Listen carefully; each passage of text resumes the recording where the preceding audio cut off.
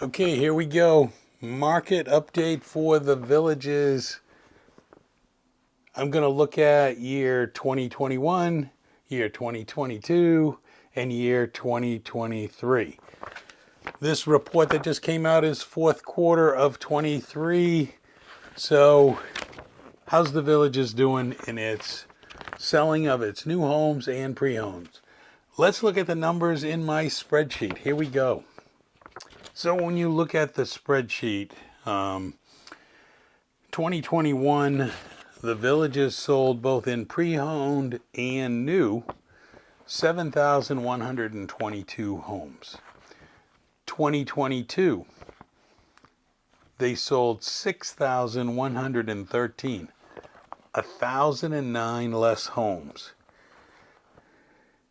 which meant they had a 14% decrease in the amount of homes that they sold. 2023, everybody's been wondering, with the high interest rates, all of those factors, they went from 6,113 to 5,601, which was another reduction of 512 homes less than the year before. And it was an 8.38% decrease. So over the last 2 years, they've sold both pre-owned and new homes. Now this is the Villages only, not MLS. They've gone down 21%. But what does that mean? And really, what are we looking at here? Where are the big drops?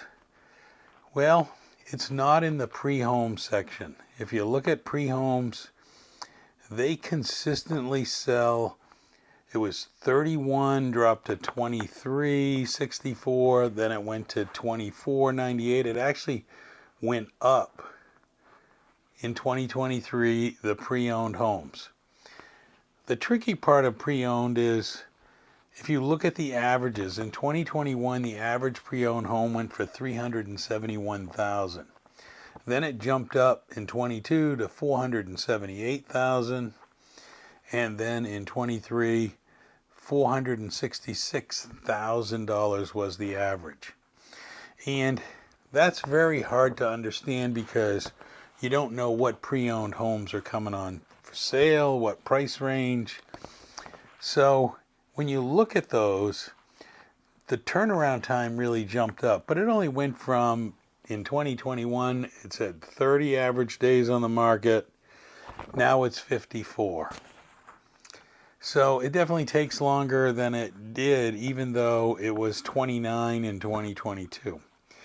Pre-owns to me is, somebody bought a Village home, and then within usually those homes that they sell, somebody went back to the Village's agent and said, let me sell your home. Not an MLS, but a Village's agent. They just felt confident in that process. Let's look at new. New homes is where we've fluctuated a lot. And I've said this in some other videos. We went from 4,004 in 21. Brand new homes built, sold. Villages only. Villages 55 plus communities. Not Middleton, not these other places. When we look at the report, I don't find Middleton anywhere in this report. It's not in here. It's not an area that they're selling.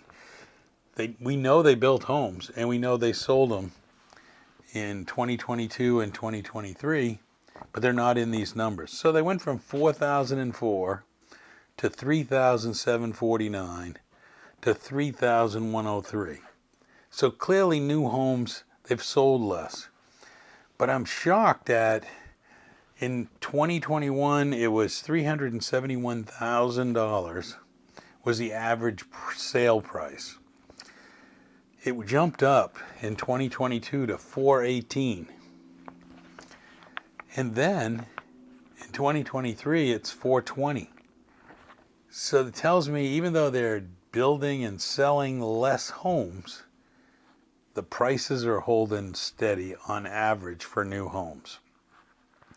Now the time on the market, this is the one I don't really trust. The 2021 average 39 days on the market.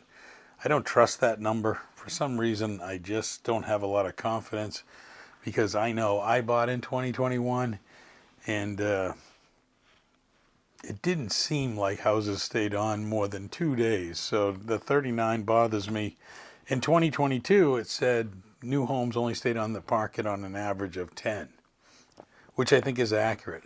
It's jumped up to 29 in 2023. So clearly they're building fewer homes. It's taking longer, but 30 days in most markets is an excellent market. It's not a bad news kind of thing. But I think as I talked in the overall, they definitely are selling less homes, but the prices are staying the same or higher. The average home is staying in the $400,000 range for the last 2 years.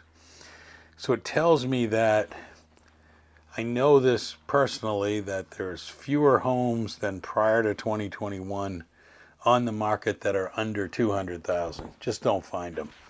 200,000 is pretty much where you start today, if not 250,000. You can find some for right around that bottom number. So I think the average home sale price has creeped up because there's less of those bargains that I would say 4 years, 5 years ago, you could find something in the old section for a lot less.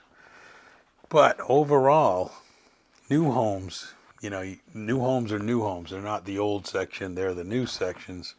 And those are pretty much staying right on the money as to what the value, what people are paying for. So I think that's a big deal. I just wanted to put this out. I did double check all my numbers. I know I had a problem in the previous video where I did last quarter. I had an error. A subscriber mentioned it to me. I went through all of the numbers to try to make sure I got this right and got the numbers right. Those percentages down below are losses. They are reductions from the previous years. They're not positive percentage change. Those are the number of houses fewer that they sold. So I hope you got that. I think what I take away from this is two things. Yes, the market slowed down, and I think that is because of interest rates. People are not speculating or taking out probably loans if they're on the fence of what they should be doing.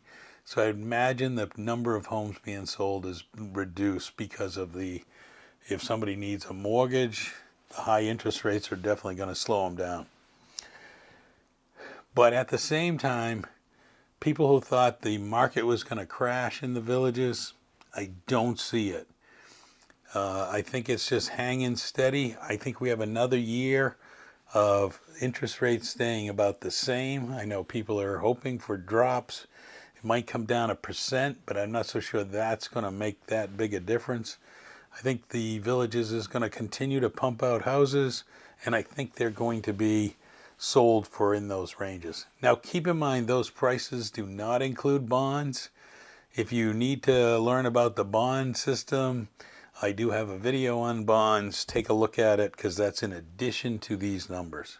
Hope you enjoyed this quick recap of the real estate market in the villages.